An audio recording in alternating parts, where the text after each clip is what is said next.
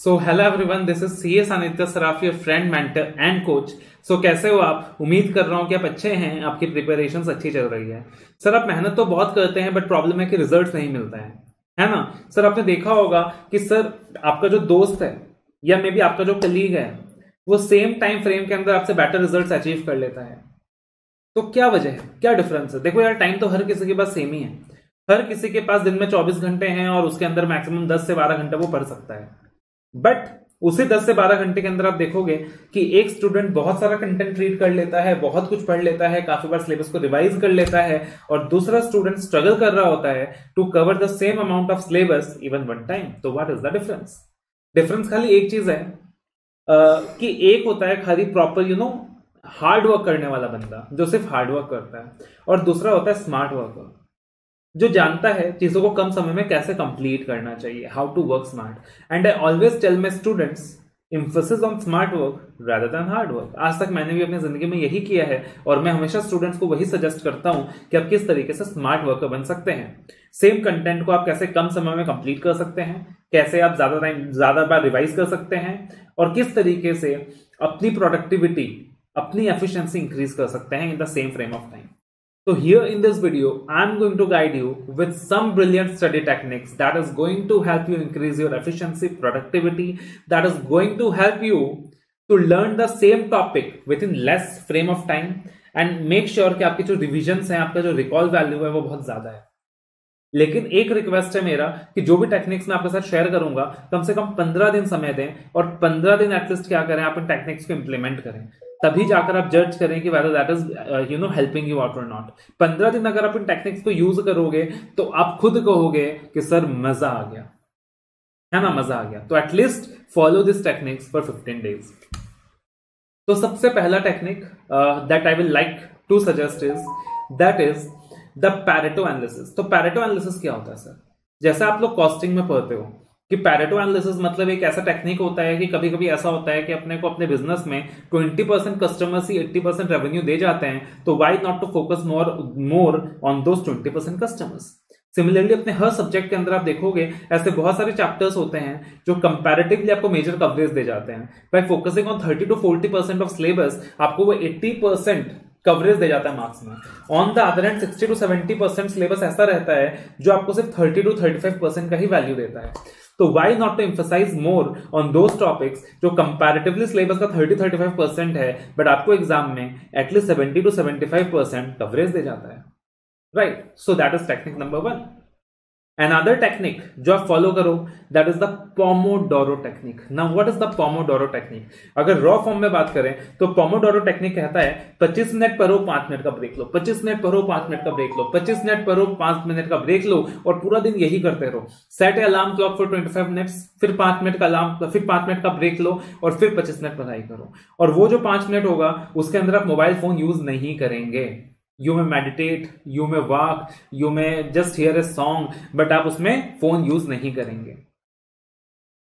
अब अगर हम बात करें तो हो सकता है वो 25 मिनट आपके लिए सुटेबल ना हो, depending upon the subject you are studying, depending upon the topic you are studying. आपको लग सकता है कि 25 मिनट कम है मे बी, तो आप 35 मिनट्स चूज कर सकते हो, 45 मिनट्स चूज कर सकते हो कि सर हर 35 मिनट्स के बाद में 5 मिनट का ब्रेक लूंगा, या हर 45 मिनट्स के बाद में 5 मिनट का ब्रेक लूंगा, या हर 1 घंटे के बाद 10 मिनट का ब्रेक लूंगा। यानी पोमोडोरो टेक्निक को आप क्या कर सकते हो, मॉडिफाई कर सकते हो अपने तरीके से।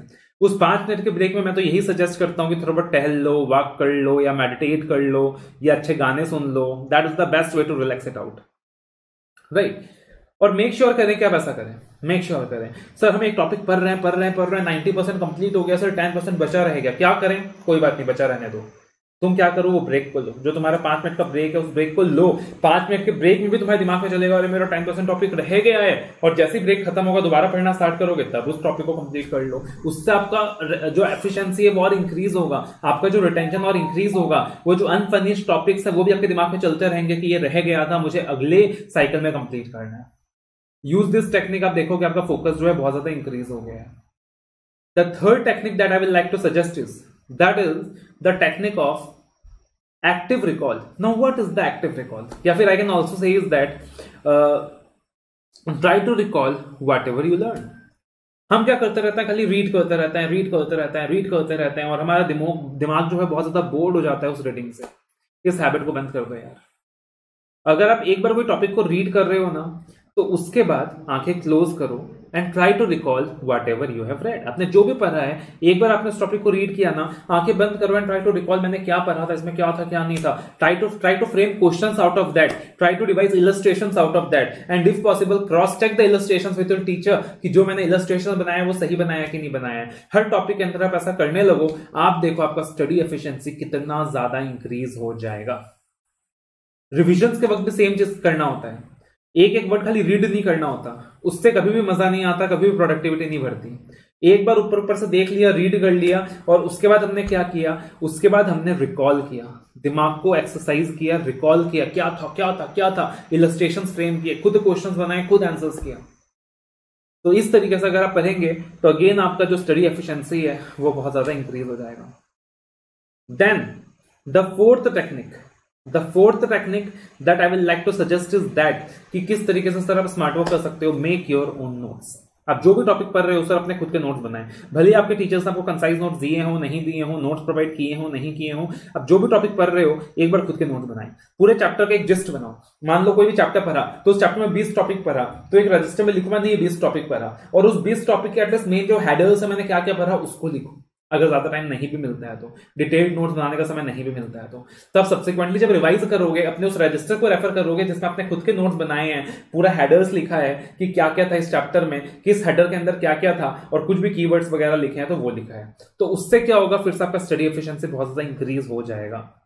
राइट, तो ये हो गया make your own notes, this is one of the technique. उसके बाद जो फिफ्थ टेक्निक है जो आपको फॉलो करना चाहिए, दैट इज गिव टेस्ट।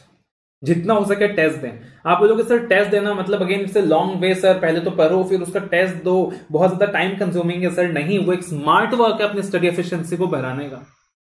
आप सिर्फ पढ़ते जा रहे हो, आपको पता ही नहीं आपको कितनी चीजें याद है, लेकिन अगर आप बीच में टेस्ट दे रहे हो तो वो आपके लिए एक अलार्म क्लॉक है, जाग जा बेटे जाग जा, तूने कितनी पढ़ाई करी है तुझे पता चल जाएगा, तुम्हें अपनी औकात पता चल जाएगी, और वहां पर एक्टिव होकर पढ़ाई करते हो, आपकी स्टडी एफिशिएंसी और इंक्रीज हो जाती है। तो जितना हो सके उतना टेस्ट दें। Right, so that is one of the techniques. Another technique that I will like to suggest, जिससे आप क्या कर सकते हो अपनी स्टडी एफिशिएंसी इंक्रीज कर सकते हो, रेदर आई विल से ये जो टेक्निक है ना जो भी बताने वाला हूं, ये आपको सबसे पहले इंप्लीमेंट करना है, उसके बाद सारे टेक्निक्स इंप्लीमेंट करने हैं। That is proper planning. आपने सर प्रॉपर्ली प्लान करना है सबसे पहले, कितना सिलेबस है, कितने चैप्टर्स हैं, क्या क्या कंप्लीट करना है, मेरे पास कितना टाइम अवेलेबल है, किस सब्जेक्ट को कितना एलोकेट कर सकता हूं, किस टॉपिक को कितना टाइम एलोकेट कर सकता हूं, और उस प्रॉपर प्लानिंग के बाद ही आपने पढ़ना स्टार्ट करना है। 90% बच्चे अच्छे रिजल्ट्स अचीव नहीं कर पाते क्योंकि प्रॉपर प्लानिंग ही नहीं होती। पहले प्लान करो फिर एग्जीक्यूट करो भाई, पहले प्लान करो, चीजों को प्लान करो। अगर आप प्लानिंग नहीं करोगे तो काम नहीं चलेगा। तो first plan out and then start your studying, and that is one of the smart techniques जिससे आप क्या कर सकते हो, चीजों को कम टाइम में कंप्लीट कर सकते हो। And last technique that I would like to share is do your स्वॉट एनालिसिस। अपना खुद का स्वॉट एनालिसिस करो, स्ट्रेंथ्स, वीकनेस एनालिसिस, थ्रेट्स जो आपने बचपन में पढ़ा था, अपने खुद के स्वॉट एनालिसिस को करो। राइट, अब स्वॉट एनालिसिस आपने खुद का करना है, अपने स्ट्रेंथ्स वीकनेस आइडेंटिफाई करने हैं, तो पहले स्वॉट एनालिसिस करो, उसके बेसिस में प्लानिंग करो। देखो सबसे पहले स्वॉट एनालिसिस, उसके बेसिस में प्लानिंग, और उसके बाद बाकी सारा टेक्निक्स।